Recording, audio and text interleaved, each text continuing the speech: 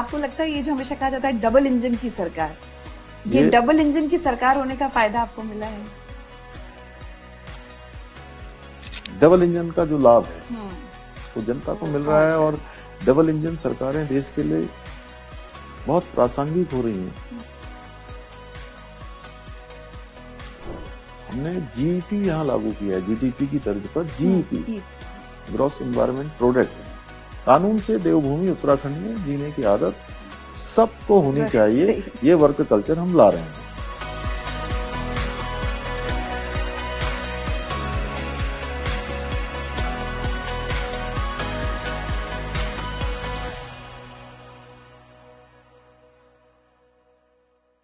उत्तराखंड की ऊंची चोटियों जितना स्पष्ट दृष्टिकोण और इसकी नदियों जितना सतत प्रवाह रखने वाले जन नेता आज हमारे साथ हैं उत्तराखंड के माननीय मुख्यमंत्री श्री पुष्कर सिंह धामी जी। नमस्कार, मैं हूं रुचि अनिरुद्ध और आप देख रहे हैं Uttarakhand at 25, the Times of India की एक विशेष प्रस्तुति। इस श्रृंखला में हम मना रहे हैं उत्तराखंड के 25 वर्षों के गौरवमयी सफर का जश्न। एक ऐसी यात्रा जिसमें इस पहाड़ी राज्य ने अपनी पहचान, प्रगति और सपनों को नई ऊंचाइयों तक पहुंचाया है।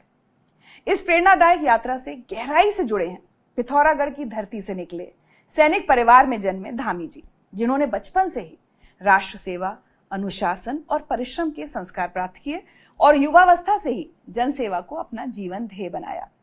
45 वर्ष की आयु में उत्तराखंड के सबसे युवा मुख्यमंत्री बने श्री धामी आज परिवर्तन और प्रगति के प्रतीक बन चुके हैं। उनके नेतृत्व में राज्य ने सामाजिक सुधार, प्रशासनिक पारदर्शिता और दूरदर्शी नीतियों की दिशा में कई ऐतिहासिक कदम उठाए हैं। चाहे समान नागरिक संहिता की पहल हो, युवाओं के लिए शिक्षा और रोजगार के नए अवसर हो, या नकल और भ्रष्टाचार के विरुद्ध कड़े कानून, हर मोर्चे पर उनकी सोच रही है स्पष्ट और निर्णय रहे हैं साहसिक। जब उत्तराखंड अपने 25 वर्षों की इस ऐतिहासिक यात्रा का जश्न मना रहा है, ऐसे में हमारे लिए बहुत गर्व की बात है कि आज हमारे साथ हैं वह व्यक्तित्व जिन्होंने राज्य को नई दिशा और गति दी है। तो स्वागत कीजिए उत्तराखंड के दूरदर्शी, कर्मठ और युवा मुख्यमंत्री पुष्कर सिंह धामी जी का। बहुत बहुत स्वागत है धामी जी। धन्यवाद। उत्तराखंड एट 25 की बहुत बहुत शुभकामनाएं आपको। बहुत धन्यवाद। धामी जी, सबसे पहले तो यही सवाल, राज्य 25 साल पूरे कर रहा है और केंद्र में प्रधानमंत्री नरेंद्र मोदी जी की सरकार ने 11 साल पूरे किए हैं। ये इन दो यात्राओं को आप एक साथ किस तरह से देखते हैं? सबसे पहले तो मैं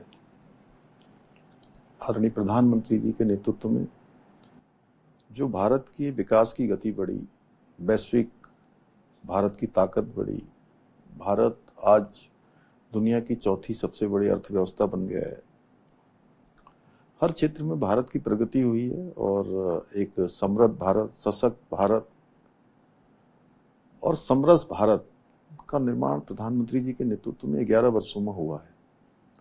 गरीब कल्याण की योजनाएं समाज के अंतिम छोर में रहने वाले व्यक्ति तक पहुंची हैं और सच में भारत का एक गौरवशाली समय है और स्वर्णिम समय है और आज पूरी दुनिया का केंद्र भारत बनता जा रहा है।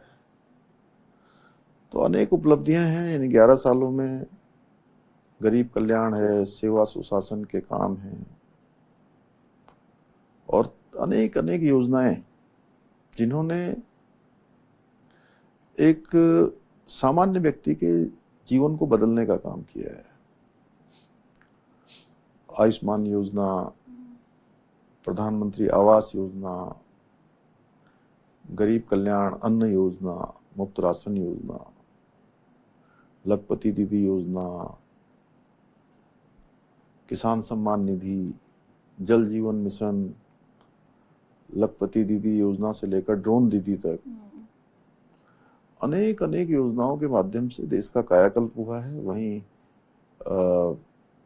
धारा 370 की समाप्ति, जिसके बारे में लोग कहते थे कि जो प्रतिपक्ष के लोग हैं कि अगर धारा 370 हटेगी तो कश्मीर भारत से अलग हो जाएगा, खून की नदियां बह जाएंगी। और पूरे देश ने देखा कि शांतिपूर्ण तरीके से हुआ। 3 तलाक जैसा एक कुपर था उसका अंत हुआ, वक्फ संशोधन कानून लाया गया, नागरिक संशोधन कानून लाया गया, और अयोध्या में भगवान श्री रामचंद्र जी का भव्य मंदिर बना, वो भी शांतिपूर्ण शांतिपूर्ण तरीके से हो गया। पूरे देश में एक संदेश गया, हर वर्ग हर धर्म के लोगों ने उसका स्वागत किया। और सांस्कृतिक जो हमारी विरासत है उसको आगे बढ़ाने का काम हुआ, चाहे वो भगवान राम के मंदिर से अगर शुरुआत करेंगे तो काशी का कॉरिडोर हो, बाबा विश्वनाथ की नगरी में महाकाल लोक हो उज्जैन में, और देवभूमि उत्तराखंड में प्रधानमंत्री आदरणीय नरेंद्र मोदी जी के नेतृत्व में उनके बनने के बाद केदारनाथ का नवनिर्माण और पुनर्निर्माण, अनेक प्रकार का वहाँ शंकराचार्य जी की समाधि को स्थापित किया गया, आस्था पथ बनाया गया, सरस्वती घाट बनाया गया, तीर्थ पुरोहितों के लिए आवास बनाए जा रहे हैं, आस्था पथ बनाया जा रहा है, ध्यान गुफा बनाई जा रही है।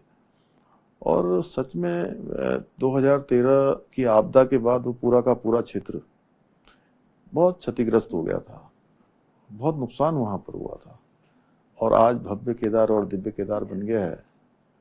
इसी सीजन में अभी 2 मई से यात्रा प्रारंभ हुई थी और आज 12 है। लगभग 1 माह 10 दिन में लगभग 10 लाख के आसपास लोग वहाँ दर्शन के लिए आ चुके हैं बाबा के धाम में। तो ये सब, चूंकि एक समय ऐसा भी आ गया था कि वहाँ आपदा के बाद आने वालों की संख्या कुछ हजारों में रह गई थी, और अब ये संख्या 25 लाख के आसपास तक पहुंच रही है। तो सब हमारे मोदी जी के प्रयासों से, उनकी संकल्प शक्ति से, और महादेव के परम भक्त इसीलिए उनको जो है बाबा ने उनको जो है अवसर दिया, क्योंकि हर एक को अवसर भी नहीं मिलता वहाँ के नवनिर्माण और पुनर्निर्माण का अवसर भी बाबा ने दिया। और वो गंगा के पुत्र हैं, गंगा पुत्र हैं। उनको जहाँ माँ गंगा ने बनारस बुलाया और इस बार अपने मायके में बुला लिया।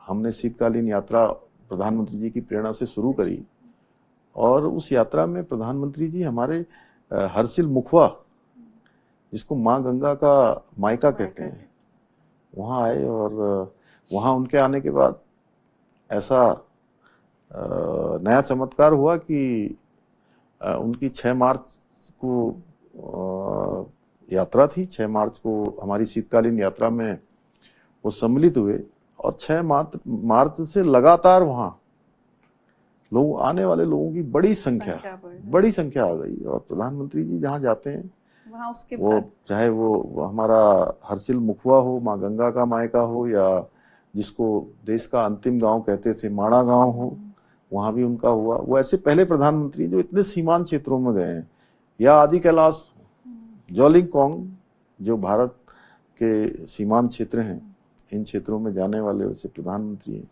बद्रीनाथ धाम का मास्टर प्लान, यहाँ 4 धाम ऑल वेदर रोड है।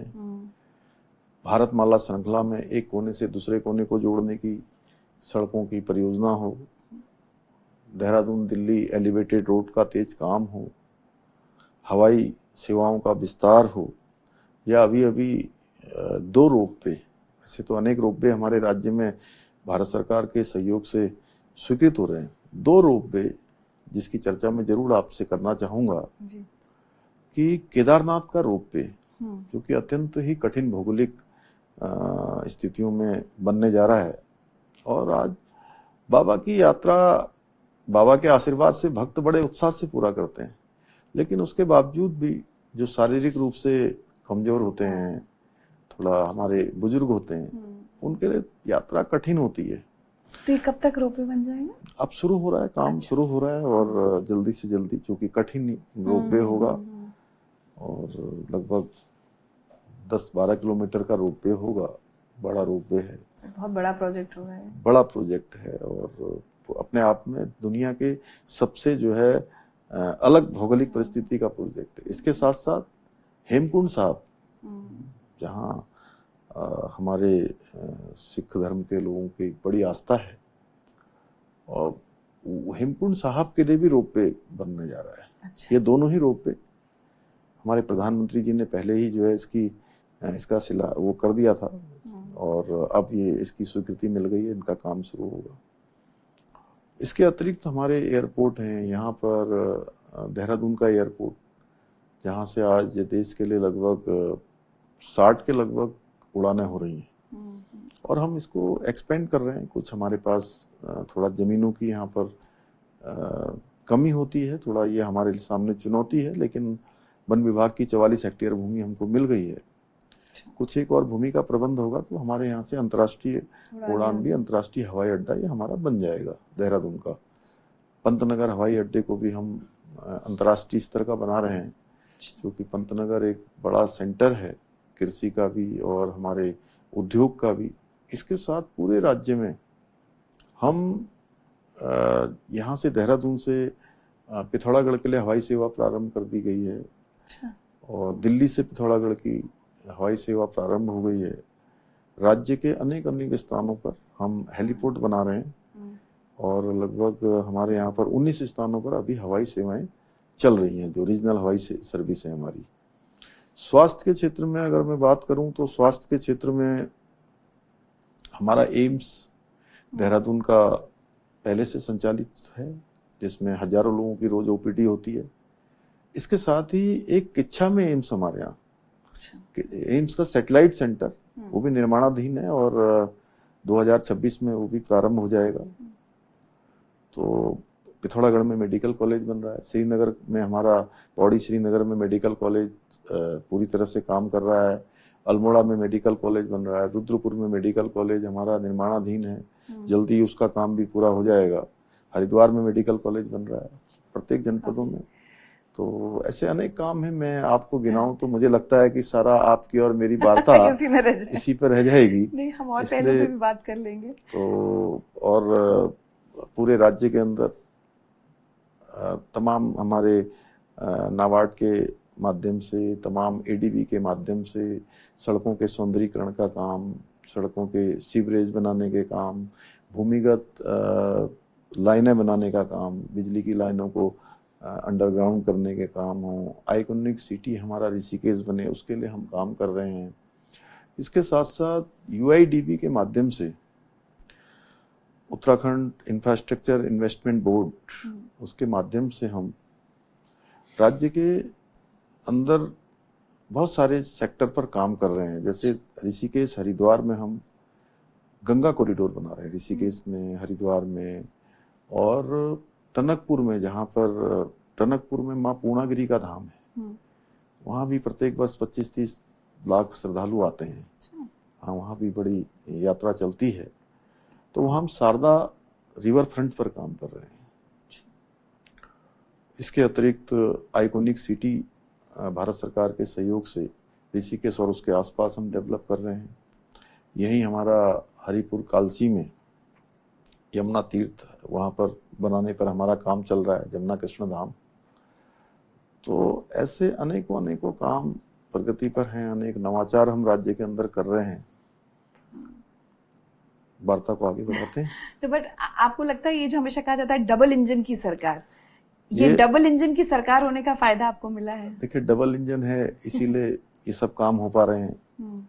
डबल इंजन है इसीलिए हमारे इतने हमारे एयरपोर्ट बन पा रहे हैं, हमारे हेलीपोर्ट बन पा रहे हैं, हमारे 2-2 एम्स राज्य के अंदर बन रहे हैं, हमारी अनेक सड़कें जो राज्य को एक कोने से दूसरे, एक मंडल से दूसरे मंडल को जोड़ रही हैं, केदारखंड से मानसखंड को जोड़ रही हैं, मैदान, पहाड़, तराई, भावर, सबको एक सूत्र में बांधते हुए विकास को आगे बढ़ा रही हैं। ये सब डबल इंजन की सरकार है। और डबल इंजन में सुविधा ये है ऋचा जी कि डबल इंजन दोनों सरकारें जिसमें मिलकर काम करती हैं, ट्विन इंजन, कि जो राज्य सरकार की आवश्यकता है, जरूरत है, केंद्र उसको स्वीकृति दे, और केंद्र जो अपनी योजनाओं को, हाँ, समाज के अंतिम छोर में खड़े हुए व्यक्ति तक, आम आदमी के लिए, सामान्य आदमी के लिए, लोगों की सुविधा के लिए जो योजनाएं चलाए, वो योजना राज्य जो है, राज्य की सरकार, राज्य की मशीनरी उसको अंतिम छोर तक पहुंचाए। रेलवे के क्षेत्र में मैं बताना थोड़ा सा, मैंने कहा ना बहुत सारी योजनाएं हैं। रेलवे के क्षेत्र में आज देखिए हमारी ऋषिकेश कर्णप्रयाग रेल परियोजना पर बहुत तेजी से काम हो रहा है। और अभी अभी सबसे बड़ी जिरासू और देवप्रयाग के बीच में हमारी टनल बनी, 14.5 किलोमीटर की टनल का ब्रेक थ्रू हो गया है। और 2026 तक वो योजना भी हमारी प्रथम चरण की प्रारंभ हो जाएगी। 125 किलोमीटर की जो ऋषिकेश कर्णप्रयाग रेल परियोजना है, उस पर भी तेजी से काम चल रहा है। आने वाले समय में टनकपुर बागेश्वर रेल लाइन का भी अनेक, हमारे यहाँ से देहरादून से दिल्ली के लिए जो है वंदे भारत चल रही है, लखनऊ के लिए वंदे भारत चल रही है। अन्य भी हमने अभी रेल मंत्री जी से अनुरोध किया है कि कुछ वंदे भारत ट्रेनें हमारी और चलनी चाहिए, और उनसे अनुरोध किया है, वो भी चल रहे हैं। अमृत भारत रेलवे स्टेशन हमारे सब सौंदर्यीकरण हुए हैं। अनेक ऐसे काम जो म्यूचुअल उसमें सपोर्ट से हो जाते हैं, कोऑपरेशन। आपने डबल इंजन पूछा तो मैंने डबल इंजन की ये आपको डबल इंजन का जो लाभ है वो जनता को मिल रहा है। और डबल इंजन सरकारें देश के लिए बहुत प्रासंगिक हो रही हैं। तभी तो जो है हरियाणा में तीसरी बार लोगों ने डबल इंजन चुना, महाराष्ट्र में डबल इंजन चुना, यूपी में लगातार चुन रही है, उत्तराखंड है हमारा जो है, अभी दिल्ली में भी डबल इंजन लग गया 27 सालों बाद। कई सालों से जो है अनेक देश के राज्य, चाहे आज छत्तीसगढ़ हो, चाहे राजस्थान हो, चाहे उड़ीसा हो, गुजरात तो मॉडल ही है देश का, और नॉर्थ ईस्ट में भी। एक बात बताइए, जैसे प्रधानमंत्री जी भी कहते हैं कि विकास भी विरासत भी, और अगर हम विरासत की बात करें, हमारी धार्मिक सांस्कृतिक धरोहरों की बात करें, तो उत्तराखंड बहुत बड़ा एक उसका प्रतीक है। तो जब भी विकास कार्य होते हैं तो वो एक संतुलन बनाना कि विरासत, पर्यावरण, वो कितनी बड़ी चुनौती है आपके लिए, और कैसे आप उससे फिर निपटते हैं उस चुनौती से? देखिए, हमारे प्रधानमंत्री जी ने पहले ही जो है, क्योंकि वो बहुत विजनरी हैं और हमेशा दूरदृष्टि से देश की बारे में सोचते हैं, सामान्य मानवी के बारे में सोचते हैं, तो विकास तो होना ही चाहिए, लेकिन विरासत भी बचनी चाहिए, विरासत भी आगे बढ़नी चाहिए। और हम पूरे देश दुनिया के पहले राज्य हैं जहां हमने इसमें संतुलन बनाने के लिए, इसका पैमाना मापने के लिए हमने जीईपी यहाँ लागू किया है। जीडीपी की तर्ज पर जीईपी, ग्रॉस इन्वायरमेंट प्रोडक्ट, कि हम विकास कर रहे हैं तो विकास के लिए हम कितना हमारा जो है, हम इसके लिए क्या पे कर रहे हैं पर्यावरण के क्षेत्र में, उस पर किस प्रकार से संतुलन साध रहे हैं। और हमने राज्य में, क्योंकि हमारे लिए विकास भी बहुत जरूरी है जी, बिल्कुल, और खासकर दूर दराज के लिए, और हमारे पास बहुत सारे ऐसे साधन नहीं है। हमारा राज्य, भौगोलिक परिस्थितियां भी कठिन हैं, हमको विकास तो चाहिए, हमको आर्थिक रूप से विकास करने की आवश्यकता है, लेकिन उसके साथ साथ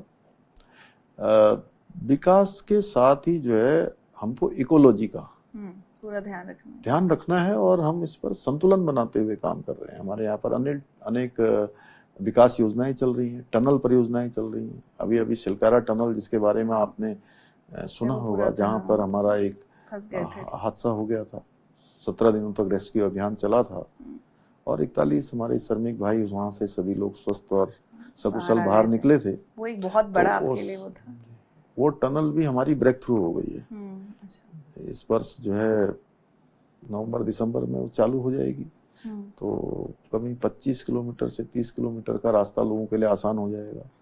आपदा की स्थितियों में, बर्फबारी के समय में जो घूम के आना पड़ता था, लगभग 1-1.5 घंटे का समय बचेगा लोगों का, आसान होगा। क्योंकि जीवन में आसानी भी लोगों के होनी चाहिए, उनको जो है सुविधाएं मिलनी चाहिए।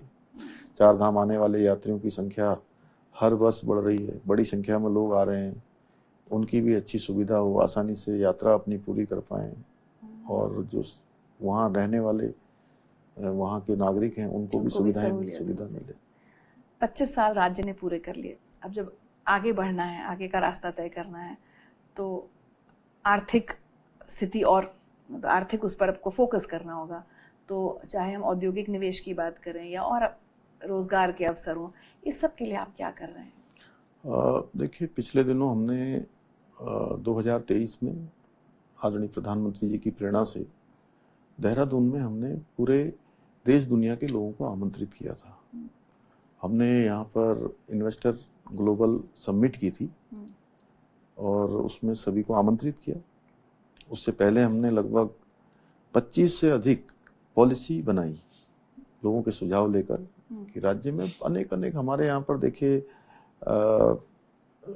इन्वेस्टमेंट फ्रेंडली इन्वायरमेंट है, यहाँ पर अच्छा वातावरण है और अनेक संभावनाएं हैं, चाहे वो सर्विस सेक्टर की बात हो या उद्योग के क्षेत्र में हो।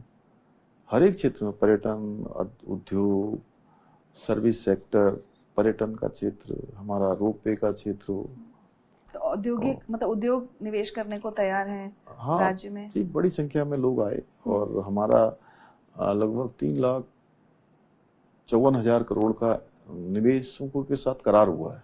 अच्छा। जिसमें से 90,000 करोड़ की ग्राउंडिंग हमारी चालू हो गई है। अच्छा। उसकी हम लोग जल्दी एक ग्राउंडिंग सेरेमनी भी करेंगे, आपको भी सूचना देंगे। आपके क्योंकि आप आएंगी तो लाखों लोगों तक वैसे ही हमारी बात पहुंच जाएगी, तो हम जल्दी ही जो है उसको करने वाले हैं।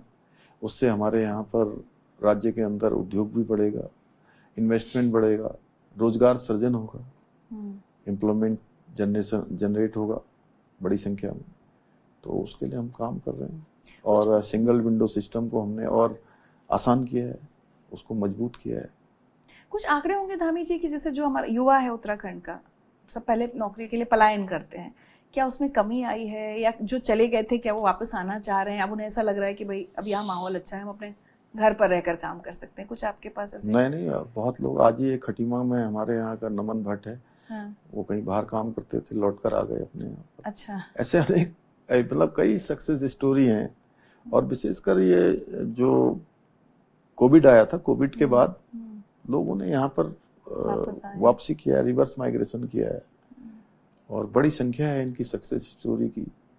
हमारी जो चारधाम यात्रा रूट पर रहने वाले लोग हैं वो अब अपने घरों को वापस आ गए हैं, क्योंकि यहाँ बहुत काम हो गया है। होम स्टेज, आदि कैलाश यात्रा रूट पर रहने वाले धारचूला से आगे गुंजी तक के लोग छोटे छोटे काम कर रहे हैं, लाखों की कमाई हो रही है। होम स्टे बड़े अच्छे चल रहे हैं हमारे यहाँ, स्टार्टअप बहुत अच्छे चल रहे हैं। तो इस प्रकार से स्टार्टअप के क्षेत्र में, होम स्टे के क्षेत्र में हमारे अनेक जो सेल्फ हेल्प ग्रुप हैं वो भी बहुत अच्छा काम कर रहे हैं। और आप मातृशक्ति की प्रतीक हैं, हमारी उत्तराखंड मातृशक्ति का बहुत बड़ा योगदान हमारे राज्य को बनाने में भी है और राज्य को चलाने में भी है। आज से नहीं, पहले से ही ये हमारा पूरा क्षेत्र, महिलाओं का बड़ा इसमें योगदान है। वो परिवार भी चलाती हैं, घर के सारे काम करती हैं, बच्चों की देखभाल भी करती हैं और इसके बावजूद एक मजबूत इच्छा शक्ति से उनके अंदर स्किल भी है और स्किल के साथ मजबूत इरादे भी हैं। उत्तराखंड की पहाड़ की महिलाएं, पहाड़ की मातृशक्ति, उनके इरादे और उनके हौसले चट्टान जैसे मजबूत हैं, हिमालय जैसे अड़े हैं और इतने अच्छे अच्छे उत्पाद वो बनाती हैं। मैं सच बताऊं, मैं बड़ा भावुक होता हूं, क्योंकि मैंने अपनी माँ को बहुत कठिनाइयों में देखा बचपन में, कैसे खेत में काम करती थी, कैसे फिर गाय भैंस को दूती थी। हाथ लगाना बोलते हैं हमारे यहाँ। अच्छा। पता नहीं आपके यहाँ क्या बोलते हैं? दूध दोहना। यहाँ दूना बोलते हैं। अच्छा। हमारे यहाँ हाथ लगाना बोलते हैं। अच्छा। हाथ लगाते थे। मैं भी सीखा हूँ बचपन में। हाँ, दूध में जाता था छोटा सा तो साथ में। तो कैसे करती हैं, फिर खाना खिलाना, बच्चे छोटे हैं, उनके पिताजी चूंकि सेना में थे तो अकेले ही घर करती थी सब कुछ। सोचिए सिंगल पेरेंटिंग। हाँ, तो बहुत कठिन परिस्थितियां होती हैं, लेकिन उसमें काम करना। और अभी हम राज्य में आज हमारा हाउस ऑफ हिमालय जो ब्रांड है, अन्य हमारे ब्रांड हैं, अभी मैंने आपको भी दिखाए थे। जी जी। तो उनको आप जरूर लेकर जाइएगा और उनको उपयोग में लाइएगा। अच्छा लगेगा तो आपको जो है हम लोग हैं फिर से यहाँ से सप्लाई चेन शुरू करेंगे आपकी। और तो इनमें ज्यादातर महिलाएं जुड़ी हुई हैं आपके? सब महिलाएं जुड़ी हैं। इतने अच्छे उत्पाद, चाहे वो सिलाई कढ़ाई का क्षेत्र हो, चाहे वो मिलेट्स के बनने वाले उत्पाद हों, या कोई खिलौने हों, चार धाम यात्रा रूट पर प्रसाद बनाने वाले हों, अनेक प्रकार के जो भी उत्पाद हैं विभिन्न प्रकार के, तो सब महिलाएं कर रही हैं। और मैं तो 13 के 13 जनपद में खूब उनके बीच में गया। हर एक राज्य में बड़े बड़े उत्सव के रूप में हमने उनको नारी शक्ति बंधन के हमने कार्यक्रम किए। तब मैंने देखा कि क्या कौशल है, क्या उनके अंदर प्रतिभा है, इस्तेमाल किया जा सकता है। और हमारा राज्य जो हमारे प्रधानमंत्री जी ने, उनके मुंह से ये शब्द एकदम अनायास ही निकल गए। बाबा केदार के धाम में नवंबर 2021 में, और उन्होंने, उनके मुख से निकला कि 21वीं सदी का ये तीसरा दशक उत्तराखंड का दशक होगा। अच्छा। और वो सामान्य शब्द नहीं थे ऋचा जी, वो सामान्य शब्द नहीं थे, क्योंकि वो बाबा के धाम में निकले और प्रधानमंत्री जी ने उसका बार बार उल्लेख किया। अनेक बार वो उल्लेख करते हैं, जितनी बार उत्तराखंड आते हैं हर बार ये सबके स्मरण में लाते हैं। और सच में उनके मुंह से निकले हुए शब्द वो बिल्कुल साकार होते जा रहे हैं। अब देखिए, हम नीति आयोग भारत सरकार की 2024 की रैंकिंग में पूरे देश में हमारी पहली रैंकिंग आई है। SDG सस्टेनेबल डेवलपमेंट गोल्स, उसमें हमारा पहला नंबर आया है। बेरोजगारी दर हमारी 4.5 की कमी आई है इसमें, और हमने जो राष्ट्रीय औसत है उससे भी, उसको भी पीछे छोड़ा है। इसी प्रकार फाइनेंशियल मैनेजमेंट में हमारा पूरे देश में दूसरा स्थान आया है छोटे राज्यों में। Ease of doing, ease of living, startup, इन सभी क्षेत्रों में हमने अच्छा किया है। हमें इन्वेस्टमेंट के क्षेत्र में अच्छा किया है। फिल्म फ्रेंडली अवार्ड हमको मिला है। फिल्में भी बड़ी संख्या में बन रही हैं यहाँ, 200, 250, 300 फिल्में बन रही हैं। लगातार काम चल रहा है। और जाहिर सी बात है, जब कनेक्टिविटी ये सब बढ़ेगी तो फिर और फिल्म मेकर्स, कनेक्टिविटी बढ़ रही है। देहरादून, ऋषिकेश, हरिद्वार, आपको आने वाले समय में मात्र 2.5 घंटे में, 2 घंटे में आप यहाँ का रास्ता पूरा कर लेंगे। और युवाओं के लिए मुझे तो हमेशा लगता है, अगर घर में किसी को काम मिल रहा हो अच्छा, तो कोई क्यों महानगरों की भीड़ में रहना चाहेगा, तो युवा भी वापस आएंगे। आपके कुछ फैसले बड़े सख्त, और ऐसा लगा कि कैसे ले लिए, ये मुश्किल रहे होंगे। उन फैसलों पर आगे बात करूंगी। सबसे पहले तो जो आपने हाल ही में नकल विरोधी अधिनियम जो लागू किया, क्या उसके पीछे आपकी सोच रही, और फिर आपको क्या लगता है शिक्षा व्यवस्था में कुछ क्या बदलाव आएगा? मैंने यहाँ, चूंकि मेरा जीवन भी एक सामान्य परिवार में, सामान्य हमारे परिवार के लोगों का जो जीवन यहाँ शुरू होता है, जो उनके जीवन में चुनौतियां होती हैं, वो सब मैंने नजदीक से देखी हैं। नकल का कानून लाने में हमारे सामने बहुत चुनौतियां थी। नकल माफिया यहाँ हावी थे। सालों साल से कोई भी पेपर होता था, पेपर के बाद परीक्षाएं होती थी, लीक हो जाया करता था, परीक्षाएं निरस्त हो जाया करती थी, पेन ड्राइव से नकल होती थी, पेपर लीक करवा के, पर्चा आउट करवा के नकल होती थी। जो सामान्य गरीब माता पिता के बेटे बेटियां, जिनको बहुत कठिनाई से जो अपनी तैयारियां करते हैं, उनके माता पिता भी उनके लिए अपने को बहुत पे करना पड़ता है। उनको भी, उनका प्रतिभा, योग्यता, क्षमता सभी कुछ थी उनके अंदर, लेकिन उनका सिलेक्शन नहीं होता था। सिलेक्शन उनका होता था जो नकल माफिया से साठगांठ करते थे। बहुत दुखद है। और ये प्रकरण हमारे सामने भी आया, हमने उसका परीक्षण करवाया, हमने प्रारंभिक रूप से जांच कराई जैसे ही मुझे बताया गया, और जांच करवाने पर हमें लगा कि इसमें गड़बड़ी हुई है। तो हमने कहा कि इस पर कार्रवाई करिए। कार्रवाई की गई। जब हम कार्रवाई करने लगे तो नकल माफिया, चूंकि जिनका कारोबार था इतने दिनों से, उन्होंने हमारे युवाओं को, नौजवानों को भड़काने का, बरगलाने का बहुत प्रयास किया, यहाँ पर तोड़ फोड़ करवाने का। चूंकि हम एक अपने भविष्य के लिए काम कर रहे थे, इसलिए हमने सोचा कि इसमें हमको कितनी भी परेशानियों का सामना क्यों ना करना पड़े, संघर्ष क्यों ना करना पड़े। क्योंकि मेरी भी पृष्ठभूमि ऐसी है, मैं भी संघर्ष ऐसी में हमने किया है बचपन से। युवाओं के बीच में, छात्रों के बीच में हम रहे हैं, लोगों के बीच में। तो हमने कहा कि हम युवाओं के और भविष्य के साथ किसी प्रकार का खिलवाड़ नहीं होने देंगे और नकल माफिया के खिलाफ हमने कार्रवाई करी तो 100 से ज्यादा नकल माफिया इसमें जो है जेल की सलाखों के पीछे गए। लेकिन इतने भर से काम नहीं चलता, ने हम सख्त नकल का कानून लेकर आए। हमने कई जगह के नकल के कानूनों को देखा, अपने यहाँ पर स्टडी करी और इसमें हमने उम्र कैद तक की सजा का प्रावधान कर दिया। बड़ी धनराशि एक और उनकी सारी जो नकल माफिया की जो संपत्ति है, उस संपत्ति पूरी की पूरी जो है सरकार में निहित करने का प्रावधान कर दिया। तो उसके बाद ये नकल बंद हो गई और आज 23,000 से ज्यादा नियुक्तियां अभी तक संपन्न हो चुकी हैं। बच्चे और युवा खुश हैं राज जी। 21 सालों में नियुक्तियां हुई कुल 16,000। 21 सालों में नियुक्तियां हुई 16,000 और पिछले 3.5 सालों में नियुक्तियां हुई हैं 23,000 और एक में भी नकल का कोई प्रकरण नहीं आया और इतनी खुशी होती है। मैं तो चाहूंगा कि आप हमारे यहाँ के कुछ ऐसे परिवार जो बहुत सामान्य स्थितियों परिस्थितियों में जिनके बच्चों ने और उनके माता पिता ने उनकी तैयारी करवाई है, उनसे अगर बात करेंगी तो आपको लगेगा कि वो कई सालों से परीक्षा में बैठ रहे थे, तब उनका एक में भी सिलेक्शन नहीं हो रहा था और अब एक साथ 4-4, 5-5 परीक्षाओं में उनका चयन हो रहा है, सिलेक्शन हो रहा है। तो बड़ा संतोष होता है कि दूरस्थ क्षेत्रों में जब मैं जाता हूं तो उन बेटे बेटियों का, उन भाई बहनों के माता पिता मिलते हैं, अभिभावक मिलते हैं, बताते हैं कि हमारे बेटे और बेटियों का चयन का अवसर मिला। धन्यवाद करते हैं सरकार का, हमारे प्रधानमंत्री जी का कि ऐसी सरकार उनके नेतृत्व में यहाँ बनी। तो संतोष होता है कि हम लोग जो है एक ये काम हुआ है और ये मॉडल हमारा नकल का कानून बन गया है। अन्य लोग भी जो है इसका अध्ययन कर रहे हैं। राज्य में शासन व्यवस्था हो, कार्य संस्कृति, पूरा जो कल्चर है, तो ट्रांसपेरेंसी बहुत जरूरी है।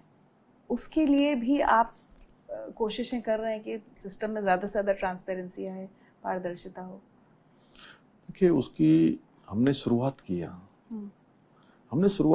यहाँ पर ट्रांसपेरेंसी लाने के लिए, राज्य को भ्रष्टाचार मुक्त बनाने के लिए।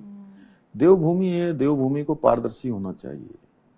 देवभूमि में लोगों को सरकार की सेवाएं हों, अन्य सेवाएं हों, वो भ्रष्टाचार रहित मिलनी चाहिए और उनको एक ऑटो मोड में सुविधाएं मिलनी चाहिए।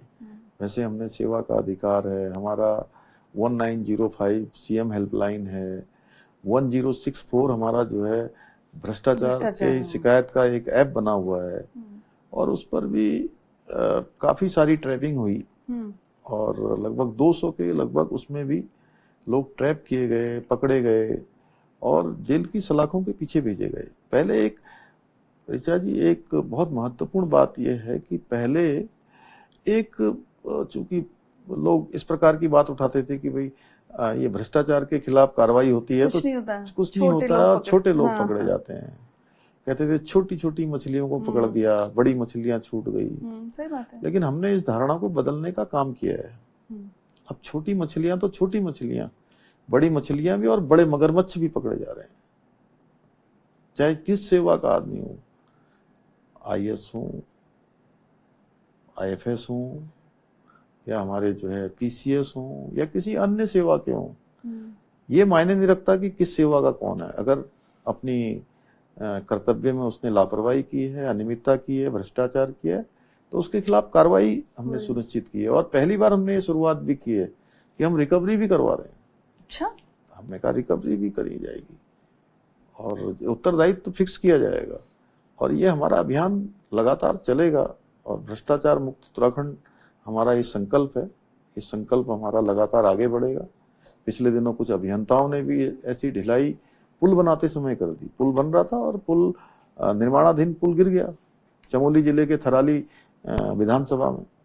मेरे सामने प्रकरण आया, मैंने कहा तीनों अभियंताओं को तुरंत आप सस्पेंड करिए और सस्पेंड करने के बाद जो भी इसमें इन्वॉल्व हैं, ठेकेदार हैं, ये इन्हीं से इसकी रिकवरी कराई जाएगी। ऐसे अन्य स्थानों पर भी। चूंकि देखिए हमको मामलों में सख्त होना पड़ेगा, तभी हमारे यहाँ कार्य संस्कृति बनेगी। और हमारे प्रधानमंत्री जी ने तो प्रधानमंत्री के पद को संभालते ही पहले दिन ही कहा था कि न मैं खाऊंगा न किसी को खाने दूंगा। तो हम लोगों के प्रेरणा स्रोत हैं, उनसे हम लोग प्रेरणा लेके काम करते हैं, तो उस काम को आगे बढ़ा रहे हैं। एक बात बताइए ना धामी जी, जैसे ये बहुत अच्छा लग रहा है, हम जैसे सब लोग सिटीजन्स हमेशा चाहेंगे कि ये आइडियल सिचुएशन हो, लेकिन हम सब ये भी जानते हैं कि भ्रष्टाचार हमारे देश में इतना डीप रूटेड है कि उसको उखाड़ फेंकना किसी के लिए आसान काम नहीं है। मतलब आप एज सीएम आप कितने लोगों से, होता है ना कि आप बिल्कुल कितने लोगों से बुराई ले रहे हैं, और ब्यूरोक्रेसी है, सिस्टम है, कॉन्ट्रैक्टर्स हैं, कैसे कर पा रहे हैं आप?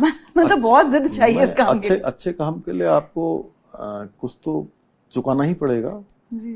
और उसको चुकाने के लिए आपको तैयार भी रहना चाहिए। बहुत दुश्मन बना रहे हैं आप? नहीं, हम व्यवस्था बना रहे हैं। हमारा ध्येय ये नहीं है कि किसी के प्रति व्यक्तिगत रूप से कोई हम वो करें। हम चाहते हैं कि एक कल्चर बने राज्य के अंदर। एक शुरुआत हमने की है, चाहते हैं पूरे देश में ऐसा हो जैसा आप कर रहे हैं। और हमारे राज्य के लोग हमारे साथ हैं। उनका हमारे कंधे पर भी हाथ है, हमारे सर पर भी माताओं बहनों का हाथ है, आशीर्वाद है बुजुर्गों का, हमारे नौजवानों का हमारे साथ कंधा है, उनके साथ हैं हम लोग। तो इसलिए ये सब हमने नियम बनाए, कानून बनाए, नकल का कानून लाए, हमने धर्मांतरण का कानून लाए, हमने दंगारोधी कानून यहाँ बनाया, हमने लैंड जिहाद, लव जिहाद, थूक जिहाद के खिलाफ कार्रवाई करी, अनेक हमने नवाचार किए। हम समान नागरिक संहिता का कानून हमने देश में सबसे पहले यहाँ लागू किया, कानून बनाया। तो राज्य के लोगों ने उसका बढ़ चढ़ कर स्वागत किया, बढ़ चढ़ कर साथ दिया, इसीलिए हम कर पा रहे हैं। अभी आपने अभी जो 3-4 चीजों का जिक्र किया, यूसीसी हो गया, लव जिहाद की आपने बात की, इनकी वजह से एक छवि आपकी ये भी बनाई जा रही है कि भाई उत्तराखंड को हिंदुत्व की प्रयोगशाला बना रहे हैं धामी जी। तो इसको आप आरोप कहें या धारणा कहें या जो भी कहें, इसका आप क्या जवाब देते हैं लोगों को या देना चाहेंगे? ऋचा जी देखिए, चूंकि ये लोग कौन लोग हैं ऐसी बातें कर रहे हैं, अच्छी बात है, बातें सबको करनी चाहिए, अपना अपना फेस सेव सब करते हैं। जब कोई काम हो जाता है, उनको अपेक्षा नहीं थी कि ये सब काम होंगे। अगर मैं एक काम कहूँ, यूसीसी समान नागरिक संहिता, ये भारत के संविधान के अनुच्छेद 44 में इसका प्रावधान किया गया है।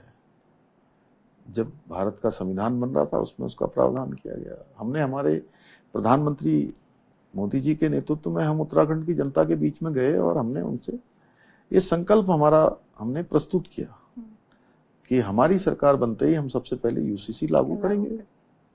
जनता ने हमको, देवभूमि की जनता ने हमें आशीर्वाद दिया। एक यहाँ परिपाटी थी कि हर 5 साल में यहाँ सरकार बदल जाती है, लगातार यही होते रहा। एक यहाँ पर मिथक भी था। मैं तो 6 महीने पहले ही, चूंकि मुझे जिम्मेदारी दी गई थी, तो लोगों को विश्वास नहीं था कि दोबारा भारतीय जनता को, हमारे प्रधानमंत्री जी के नेतृत्व में उत्तराखंड की जनता ने, जब से उन्होंने देश का नेतृत्व करना प्रारंभ किया, कभी भी उन्होंने जो है दूसरी सरकारों को नहीं चुनाया, हर चुनाव में भाजपा को जिताया। इस बार भी 22 में मिथक तोड़ दिया, एक इतिहास बना दिया। और हम जो उनसे संकल्प और जो वचन हमने जनता को दिया था, वो वचन हमने निभाया अपना। तो अगर कोई इसको कहेगा कि ये हिंदुत्व की प्रयोगशाला बना दी है, तो जहां जिसमें जनता ने हमको मैंडेट दिया है, हमें स्वीकार है जी, आप जो भी कहिए। हमें गर्व है कि हमने हिंदुत्व का काम यहाँ से प्रारंभ किया है। देश में सबसे पहले समान नागरिक संहिता की गंगोत्री देवभूमि उत्तराखंड से निकली है।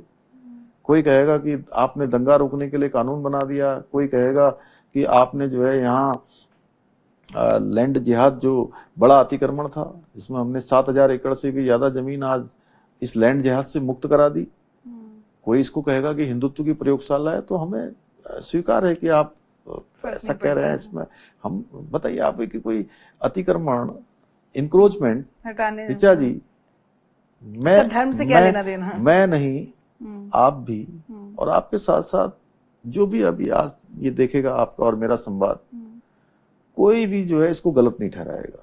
इसको आप कोई भी संज्ञा दे दीजिए, है थूक जिहाद है, घृणित मानसिकता है, खाने को दूषित करना, ये करना, ऐसी घटनाएं सामने आई। हमारी क्या किया आपने? उसके खिलाफ भी कार्रवाई की है, कठोर कार्रवाई करी है। और हमारी बहन बेटियां, उनके साथ जो है नाम बदल के यहाँ पर करना और बहला कर, फुसला कर, तमाम तरीके से उनको धोखा देना, उनके जीवन के साथ खिलवाड़ करना, ये हमने कहा देवभूमि में ये सब हम बिल्कुल किसी कीमत पर इसको टॉलरेट नहीं करेंगे।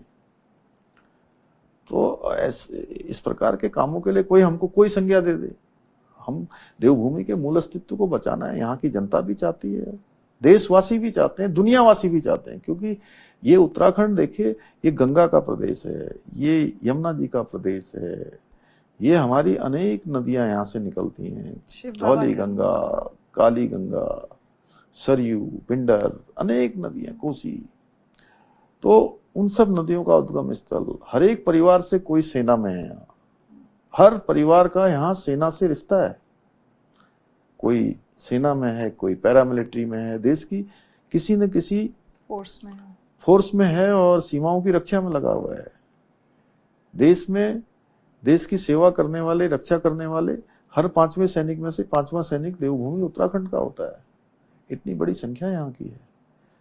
तो 2-2 अंतर्राष्ट्रीय सीमाओं से लगा हुआ प्रदेश है। 70% एरिया, हमारा 70% भूभाग वो यहाँ फॉरेस्ट है जी। उसको बचाए रखना भी बहुत बड़ा चैलेंज। देवों से आच्छादित है। जहाँ देखिए आप देवभूमि है। अगर यहाँ भी ये सब हो जाएगा, जमीनें, लैंड जिहाद, काली चादर, पीली चादर, नीली चादर चढ़ाकर, तो कहाँ बचेगा। तो इसलिए लोग चाहते हैं, दुनिया के लोग चाहते हैं कि यहाँ का मूल स्वरूप बना रहे। तो उसके लिए हम काम करेंगे। इसके लिए जो हाँ, लोग नहीं, नाम रख रहे हैं, कानून नहीं, कानून, और दूसरी बात कानून से करेंगे, विधि सम्मत करने। हम व्यवस्था को मानने वाले लोग हैं। हम किसी को जबरदस्ती मारपीट करने वाले नहीं हैं कि हम कोई अराजकता फैलाएं, हम कोई किसी के ऊपर जबरदस्ती करें। जो कानून सम्मत है वो करेंगे। और बहुत सारे लोगों को हमने बताया कि भाई आपने ये अतिक्रमण किया है, एनक्रोचमेंट किया है, उन्होंने स्वतः ही हटा लिया। जिन्होंने स्वतः हटा लिया, कानून मानने वालों का स्वागत है। जो कानून नहीं मानेगा तो कानून उस पर काम करेगा। कानून से देवभूमि उत्तराखंड में जीने की आदत सबको होनी चाहिए। ये वर्क कल्चर हम ला रहे हैं। एक कंसर्न आपके साथ जरूर शेयर करना चाहूंगी, आप तक भी आई होगी, सोशल मीडिया की वजह से बहुत आती है। अब सोशल मीडिया में वो दुधारी तलवार, तीर्थयात्री बहुत बढ़ रहे हैं, ठीक है, लेकिन आजकल होता है ना कि कई लोग बाबा केदारनाथ या बद्रीनाथ, यहाँ की जो गरिमा है वो नहीं मेंटेन, या उसको ना समझते नहीं, उसको पिकनिक स्पॉट ना बनाए तीर्थयात्री, उसके लिए कोई ठोस कदम उठाने की योजना है? वो सोशल मीडिया पे जब हल्ला होता है तो फिर ठीक है, कोई ढोल बजा रहा है, कोई कुछ, वो हमने कुछ प्रावधान कर दिया रील इत्यादि बनाने के लिए, पिक्चर इत्यादि लेने के लिए, उसके आसपास के हमारे जो धाम हैं उनके आसपास, जिसके कारण से यहाँ की पवित्रता बनी रहे, व्यवस्था बनी रहे। और जो आने वाले लोग हैं, मैं तो आपके माध्यम से ये भी कहना चाहूंगा, अभी तक देखिए हमारे आज तक 27 लाख तीर्थयात्री इस 1 महीने और 12 दिनों में 27 लाख से ज्यादा लोगों ने अभी तक 4 धामों के दर्शन कर लिए हैं। एक बड़ी संख्या है। अभी 1.5 महीना भी पूरा नहीं हुआ है। तो देश भर के लोगों ने अभी यात्रा करनी है। अभी ये यात्रा हमारी चलेगी। देखिए हमारे पूर्वजों ने, हमारे से पहले वाले हमारे बड़े लोगों ने, हमारे धर्माचार्यों ने, हमारे विद्वानों ने कुछ नियम यात्रा के बनाए हुए थे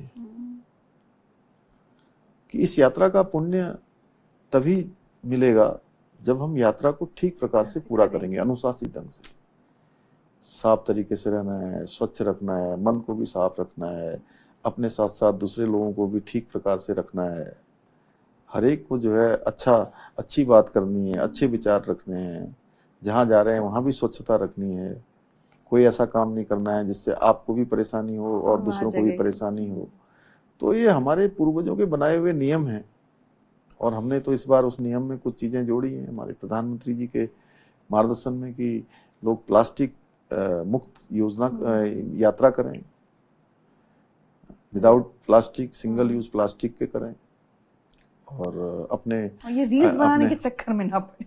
उससे देखिए बहुत उनको भी असुविधा होगी और लोगों को भी असुविधा होती है और कई बार इससे कई घटनाएं भी होती हैं।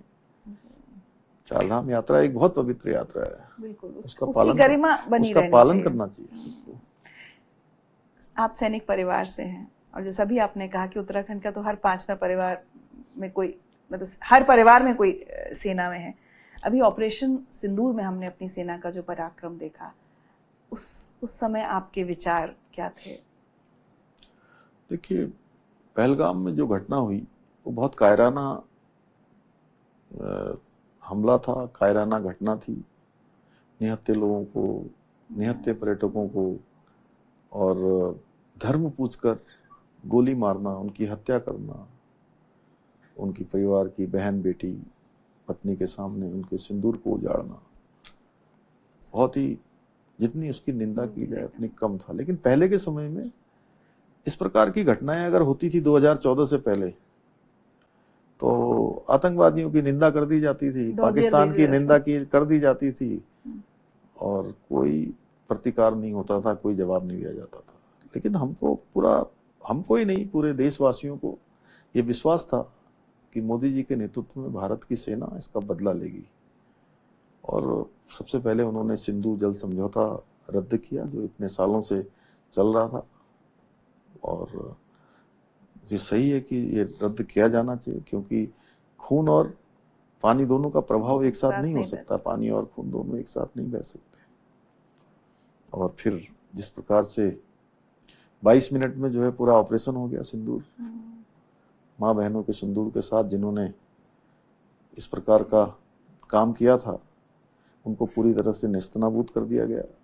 100 से ज्यादा आतंकवादी खत्म कर दिए गए, उनके 9 आतंकी अड्डों को नष्ट कर दिया गया। उसके बाद 4 दिनों तक जिस प्रकार से भारत की सेना ने ताबड़तोड़ हमले किए, उनके एयरवेज से लेकर तमाम स्थानों को पूरी तरह से नेस्तनाबूद कर दिया गया और पाकिस्तान की सेना घुटनों पर आ गई। संधि की उनको भीख मांगनी पड़ी और जो उन्होंने हमले किए दूसरे देशों के, जो बड़ी बड़ी बातें थी कि उनके हथियार ऐसे हैं वैसे हैं, तमाम ड्रोन भेजे, मिसाइलें भेजी, हमारे एयर डिफेंस सिस्टम ने उसको हवा में ही जो है बेअसर कर दिया। तो ये भारत की जो शक्ति है उससे पूरी दुनिया ने उसको देखा। और इसके साथ ही जो भारत के स्वदेशी निर्मित हथियार हैं और हमारे प्रधानमंत्री जी का आत्मनिर्भर भारत का जो संकल्प है वो पूरी तरह से मजबूत हुआ, उसको देखा। आकाश मिसाइल, ब्रह्मोस मिसाइल, हमारे विक्रांत, ऐसी तमाम जो स्वदेशी निर्मित, और आज भारत जो है हर क्षेत्र में मजबूत हुआ है। इससे वैश्विक ताकत देखी लोगों ने और पूरी तरह से जो है बदला लिया गया। और ये मैसेज कि हमारी बहन बेटियों के सिंदूर के साथ जो भी जो है इस प्रकार को वो करेगा उसको पूरी तरह से नेस्तनाबूद कर दिया जाएगा। प्रधानमंत्री जी का भी और हमारे देश की सेनाओं का भी जितना अभिनंदन किया जाए उतना कम है। चलते चलते हम लगातार क्योंकि बात कर रहे हैं उत्तराखंड एट 25, आप अपने राज्य की जनता और खासकर मैं कहूंगी युवाओं से आप क्या कहना चाहते हैं? अब राज्य का अगले 25 साल आप कैसे देखते हैं? देखिए, जहां देश का ये स्वर्णिम कालखंड है आदरणीय प्रधानमंत्री जी के नेतृत्व में, हम विकसित भारत के संकल्प लेकर हर एक देशवासी आगे बढ़ रहा है। और विकसित भारत का संकल्प तभी पूरा होगा जब विकसित उत्तराखंड भी बनेगा। विकसित उत्तराखंड भी इसमें सहयात्री बनेगा। उत्तराखंड विकसित होगा, उत्तराखंड का हर एक स्थान, हर एक जनपद, हर एक गांव, हर एक तहसील, हर एक विकासखंड, हर एक न्याय पंचायतें जब पूरी तरह से एक लक्ष्य लेकर हम काम करेंगे तो निश्चित रूप से विकसित भारत हमारा बनेगा और उसको बनना ही है। इसके लिए हम अगले 10 सालों की कार्य योजना पर काम कर रहे हैं। हमारे हर विभाग अपने 10 सालों की कार्य योजना बना रहे हैं कि 10 सालों में हमारे ये लक्ष्य हैं और उन लक्ष्यों को लेकर हम काम कर रहे हैं। और पिछले 3 सालों में हमने उत्तराखंड की जीएसडीपी को दुगना करने के लक्ष्य को लेकर हम काम कर रहे थे। और हमें इस बात की आप सबको बताते हुए खुशी है कि जब हम राज्य के स्थापना के 25वें साल में हम पहुंच चुके हैं, हमारी जीएसडीपी को इसको दोगुना करने के लिए हम काम कर रहे थे, वो हमारी 1.5 गुना पर आ गई है। 0.5% की और हमारी बढ़ोतरी हो जाएगी तो हम अपना लक्ष्य प्राप्त कर लेंगे। हमारे पास अभी लगभग 20 माह का समय बचा हुआ है। हम अपने लक्ष्य को प्राप्त कर लेंगे। उत्तराखंड में अनेक संभावनाएं आज आगे बढ़ रही हैं, अनेक नवाचार हो रहे हैं। आज उत्तराखंड के जो हमारे प्रवासी हैं, जो देश के अंदर दुनिया के अंदर रहते हैं, वह भी अपने घरों को, अपने पैतृक स्थानों से लगातार कनेक्ट कर रहे हैं, लगातार जुड़ रहे हैं, उन स्थानों को अपनी सेवाएं देने के लिए आगे आ रहे हैं और अपने को गौरवान्वित भी महसूस कर रहे हैं कि उनके पूर्वजों का राज्य, उनका पैतृक स्थान आज तेजी से आगे बढ़ रहा है। आज उत्तराखंड का कहीं ना कहीं जो फैसले ले रहा है, उत्तराखंड राज्य जो मॉडल बना रहा है, जिस प्रकार से विकास को आगे बढ़ा रहा है, वो अन्य राज्यों के लिए भी एक उदाहरण के रूप में प्रस्तुत हो रहे हैं। तो मेरा सभी से यही कहना है कि हमारे प्रधानमंत्री जी ने जो बाबा केदार के धाम से कहा था कि ये दशक 21वीं सदी का तीसरा दशक उत्तराखंड का दशक होगा, उस दशक को बनाने के लिए आप सभी आगे आए, हम सब मिलकर, कि उत्तराखंड देश का सर्वश्रेष्ठ राज्य बने। ये हमारा विकल्प रहित संकल्प, इसको पूरा करने में सभी उत्तराखंड वासी जो उत्तराखंड के अंदर हैं और उत्तराखंड और देश दुनिया में हैं, वो सभी उसमें अपना योगदान दें, हमारा सहयोग करें। हम सब मिलकर उत्तराखंड को देश का श्रेष्ठ राज्य बनाएंगे। धन्यवाद। आखिरी छोटी सी बात, आपने बहुत सारे कामों की लिस्ट बताई, लेकिन अगर मैं पूछूं इसमें सबसे प्रिय या सबसे बड़ा सपना आपका इस वक्त कौन सा है, तो क्या है? नहीं, देखिए, जो हमने जो रोजगार की दृष्टि से, जो मेरा, चूंकि मैंने नौजवान युवाओं को रोजगार के लिए जिस प्रकार से संघर्ष करना पड़ता है, भटकना पड़ता है, रोजी रोटी के लिए आना जाना पड़ता है, तो दो काम ऐसे मैं कह सकता हूं जो सरकारी नौकरियों में पारदर्शिता आई, योग्यता, प्रतिभा, क्षमता का चयन हुआ, जिससे उनका आत्मबल बढ़ा, उनके माता पिता का आत्मविश्वास बढ़ा, यह हमारे लिए संतोष की बात है। और इसके साथ साथ आज मैं देखता था पहले के समय में बहुत कठिनाई होती थी, आज हमारे युवा अगर रोजगार करना चाहते हैं, स्वरोजगार करना चाहते हैं, तो वो आसानी से रोजगार स्वरोजगार कर पा रहे हैं और उसके लिए हम उनका हमेशा सहयोग और स्वागत दोनों ही करने के लिए तैयार हैं। वो भी कर रहे हैं तो बड़ा अच्छा लगता है। इसलिए मैं सभी हमारे युवा पीढ़ी से यही कहना चाहूँगा, युवाओं से, कि अब आप सोच में लाइए कि रोजगार मांगना नहीं है, रोजगार देने वाला बनना है। क्या बात है। धन्यवाद। बहुत बहुत शुक्रिया धामी जी, उत्तराखंड 25 में हमारे साथ जुड़ने के लिए। बीते 25 साल की बधाई और आने वाले 25 साल के लिए शुभकामनाएं।